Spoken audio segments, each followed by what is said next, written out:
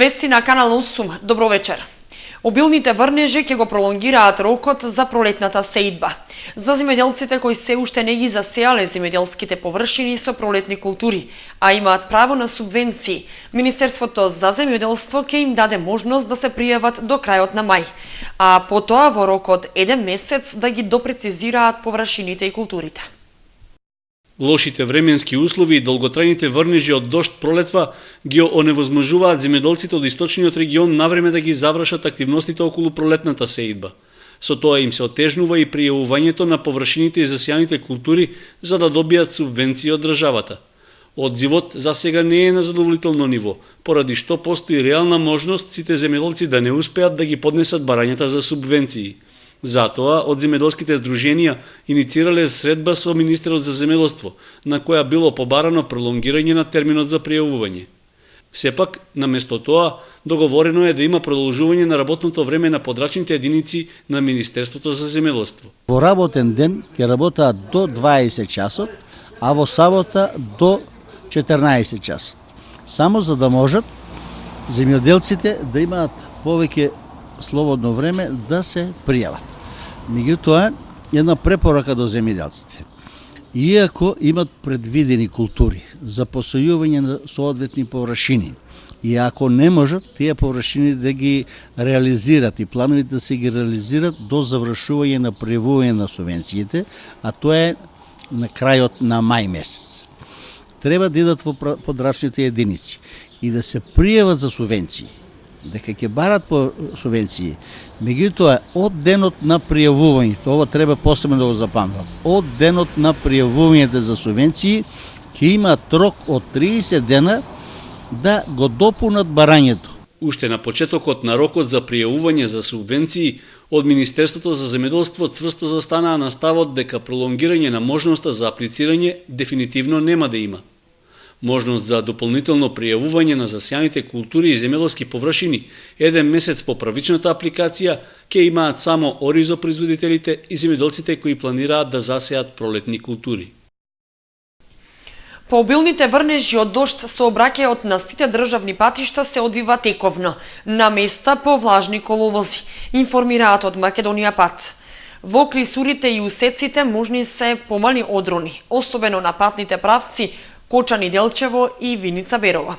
На учесниците во сообраќајот им се препорачува внимателно управување со возилата, почитување на поставената патна сигнализација, како и прилагодување на брзината спрема условите на патот.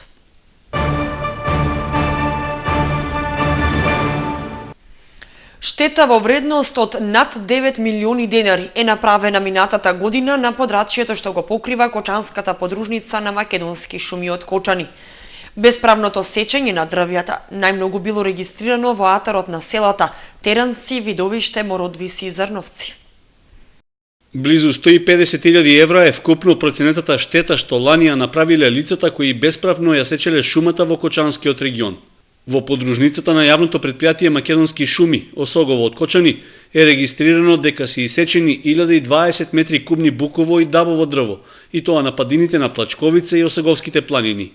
Најголема шумска површина е уништена во атарот на трите села од општина Зрновци, како и на падините над селото Теранци.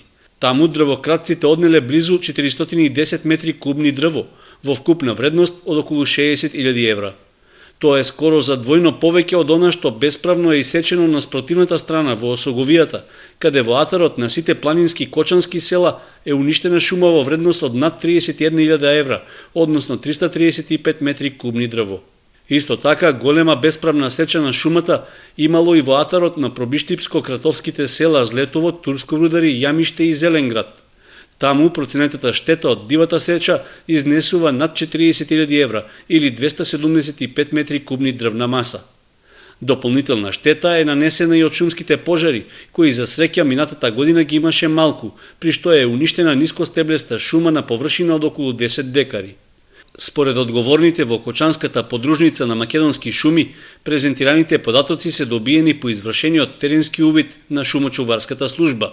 Сепак, оценка е дека тие не ја даваат реалната слика за бесправната сеча во Кочанско, односно дека штетите се многу поголеми. Софтверска апликација за водење прецизна евиденција за прекршочни постапки се разработува во Министерството за труд и социјална политика.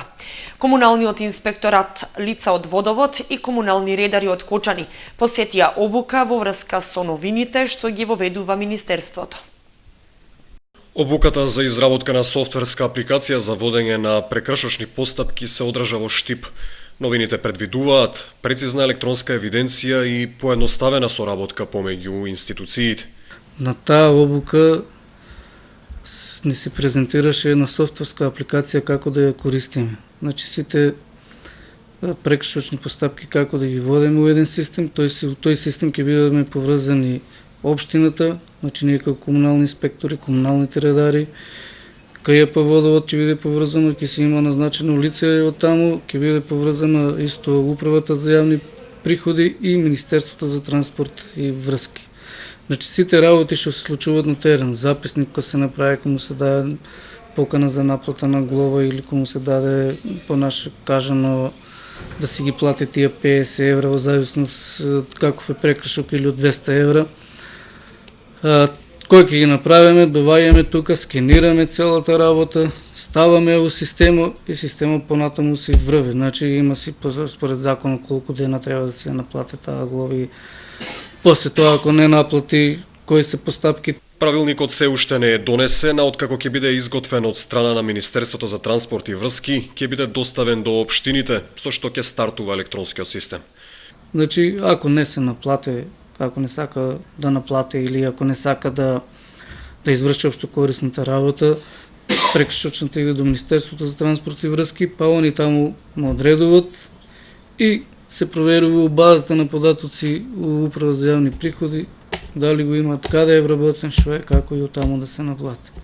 Од комуналниот инспекторат сметаат дека новината е олеснителна околност за надлежните. Постапките ќе се процесуираат побрзо, а одговорите од Министерството за транспорт и врски ќе пристигнуваат побрзо. Оттаму не е пристигнат одговор за 2 прекршочни постапки, што датираат уште од 2011 година.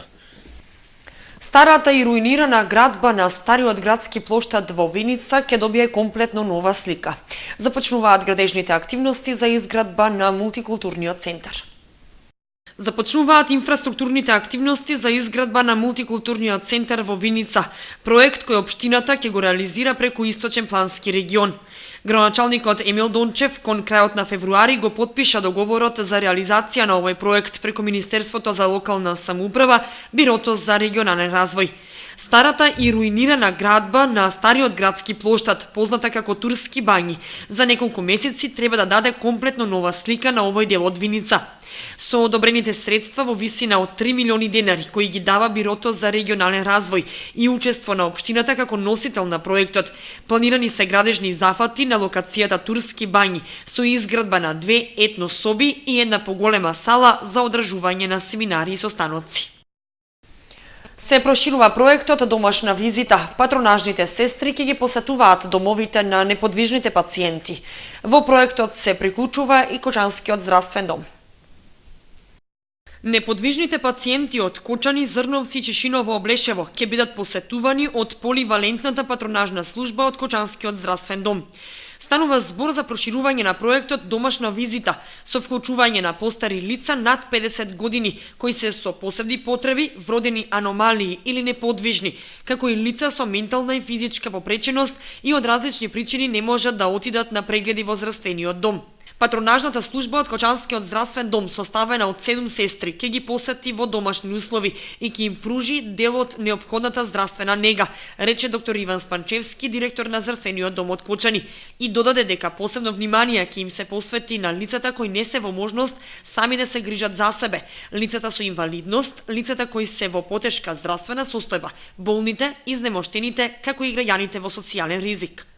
Проектот е во соработка со Министерството за труд и социјална политика, кој во текот на изминатиот период воведе надомест за потполно слепи и телесни инвалиди во износ од 7.000 денари месечно и надоместок за глуви лица во износ од 4.000 денари месечно. Се прошири правото на мобилност за лица со квадриплегија, се зголеми постојаната парична помош за 46%, а планирано е на тамошно зголемување за 5% на годишно ниво. Прегледите ќе бидат најавувани од патронажните сестри ке пациентите кои ќе влезат во оваа категорија.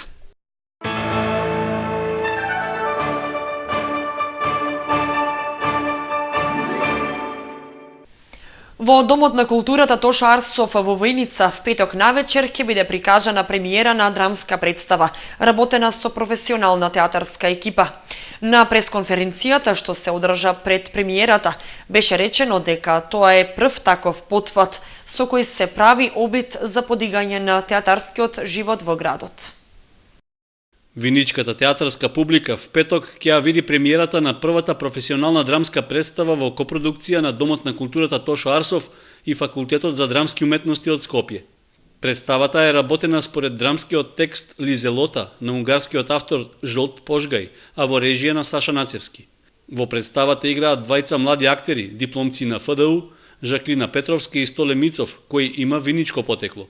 На пресконференцијата по повод премиерата, директорот на Домот на културата Славчо Данев рече дека поводот за соработката е желбата да се подигне нивото на театарскиот живот во Виница. Премиерата е за утре 16 мај од 20 часот и тоа да се обратам уште еднаш до потенцијалните гледачи на представата. Представата по традиција премиерите секогаш во Домот на култура се со покани.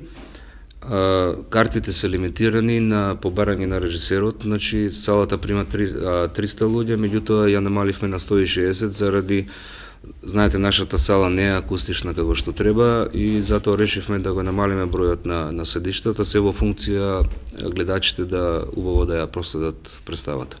Драмскиот текст Лизелота ја пренесува универзалната порака за осаменоста на луѓето и што во глобализираното општество тие се подготвени да направат, односно да го прифатат компромисот кон самите себе, само за да се биде во нечие друштво, рече режисерот на представата Саша Нацевски. Представата е работена веќе 2 месеци. Почнавме со подготовки во Скопје, во факултетот. Потоа, веќе втора недела сме тука, значи ги работиме мизансценските проби. И сега за сега, значи сум задоволен како излезе представата и мислам дека за градот Виница ова е еден огромен успех и мислам дека публиката ќе погледне на сосема поинакова представа отколку што видела до сега, значи нели се разбира. Авторот е мощно популарен и мощно наградуван автор, Жолт Пожгај, унгарски автор кој има добиено еден куп награди, би рекол, на европско и на светско ниво за овој текст.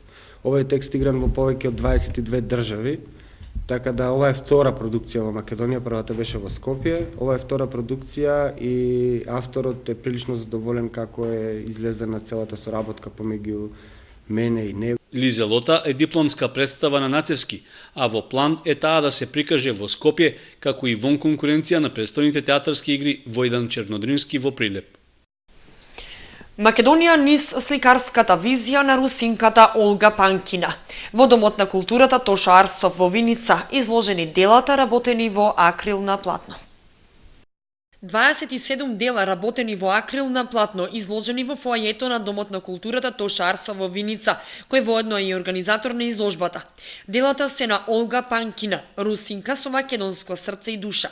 Во Македонија живее само 3 години, но земјата е непресушен извор на инспирација за творење во различни области. Олга е преведувач, македонист, филолог, стручњак за словенски јазици и литература. Импресионирана од поезијата на Блаже Конески, има создадено циклус слики под наслов Везилка, како дел од незиното сликарско творештво работено во последните 3 години. Осврт кон творештвото на Олга даде русинот Игор Егоров, редовен професор по сликарство на Универзитетот Гоце Делчев.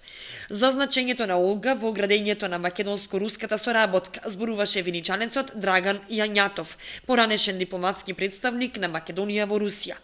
Таа во Москва го има основано Македонскиот центар за културна соработка. Има преведено голем број книги од македонски на руски јазик, зашто е наградувана со наградите Блаже Конески на МАНУ и Златно перо на Друштвото на преведувачи на Македонија. Изложбата во Виница се реализира со поддршка на Министерството за култура и ќе биде отворена 10 дена. Средното општинско училиште Ванчо Прке од Виница утре свечено ќе ја отвори реконструираната машинска работилница со поддршка на УСАИД, како дел од проектот меѓуетничка интеграција. Програмата предвидува промоција и презентација на проектот, пошто ќе следува отворањето на работилницата.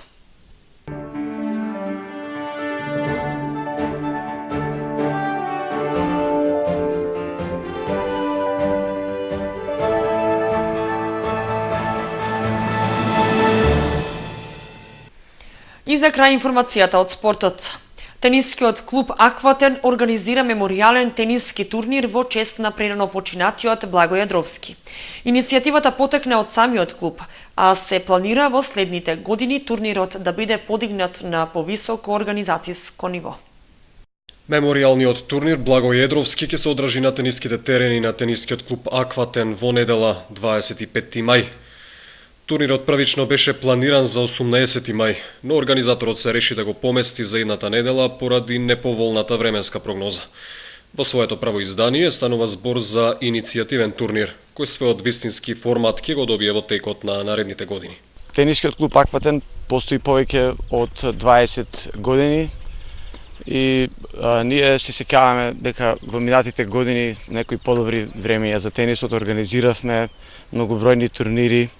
Дури организиравме 3 пати поред и фјучерси, меѓународни турнири со награден фонд од 10.000 долари. Но во изминатите неколку години поради инфраструктурни проблеми ние не организираме некои значајни настани, освен локални или регионални турнири. Што значи целта ни е од оваа година па натаму да организираме еден голем традиционален турнир кој што ќе го носи името на еден од нашите најзначајни членови, Благо Јадровски. Со тоа да му дадеме почит и нему и да оставиме за понатамошните генерации еден спортски настан кој што ќе го одбележува нашиот град. Пријавувањето за учество на турнирот е се уште во тек. Организаторот упати апел до сите заинтересирани потенцијални учесници за да се обезбеди што поголема масовност. Сите заинтересирани наши, бивши и сегашни членови, рекреатици и некои гости од соседните општини ќе дојдат затоа што оваа година рековме иницијатива за одината година тоа да представува надпреварувачки и за секоја година да прераснува се поголем и поголем спортски настан. Благо Јадровски е поранешен и еден од најистакнатите членови на тенискиот клуб Акватен, а животот го загуби во сообраќајна несреќа минатата година.